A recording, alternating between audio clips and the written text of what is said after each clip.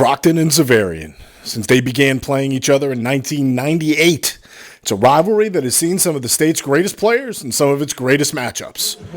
My name is Bruce Lurch with the Boston Herald. The top-ranked Hawks were riding a 16-game win streak coming into this year's edition and have won 7 of the last 8 over the Boxers.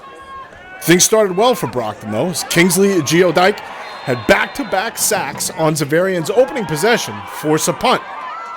Unfortunately for Brockton, the good feelings didn't last long, as 2 plays later, Hawks defensive back Kobe Tippett, who's been having a phenomenal year so far, leaps up to grab an interception on a Jose Montero pass at his own 41-yard line, and then Tippett gets a nice return back down to the Boxers' 35. Let's hear from Tippett on what he saw on the play.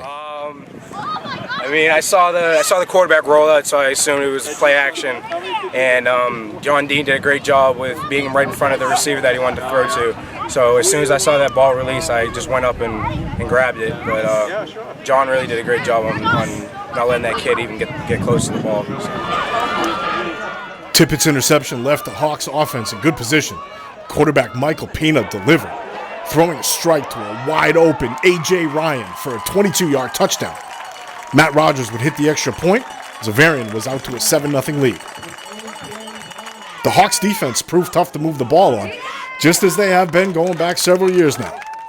Xaverian held the Boxers to just 15 yards of offense in the first half and no first downs. The one thing the Hawks may have proved on this day was that any perceived deficiencies with his offense may be unfounded.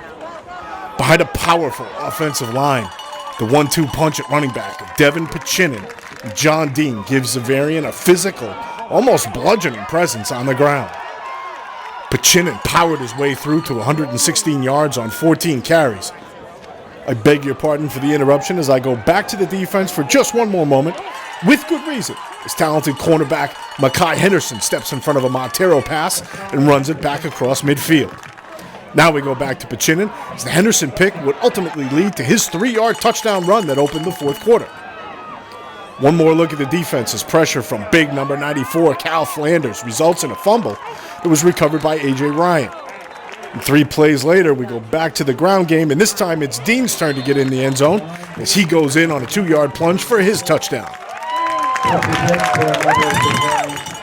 The real revelation on this day, though, was the Hawks' passing game. After rotating quarterbacks for much of the year, looks like the senior Pina has emerged as the guy. Pina threw for 115 yards and 3 touchdowns against Brockton.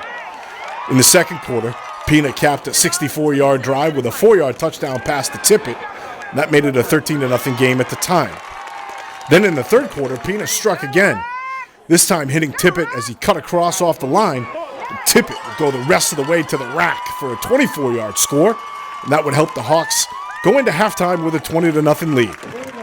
Tippett talked about how his teammates have really rallied around Pina as their guy under center. I've been with Mike for 4 years now, so we're really comfortable together. But Mike does a great job. He's so smart with everything. He knows the offense. He knows where everyone needs to be. So he really does a great job with everything. And we have to give him a lot of credit because he's playing quarterback, so that's one of the hardest positions. But definitely give all the credit to Michael for today. Now here's Hawks coach Charlie Stevenson, perhaps a little emphatically, on the perceptions around the state of his offense.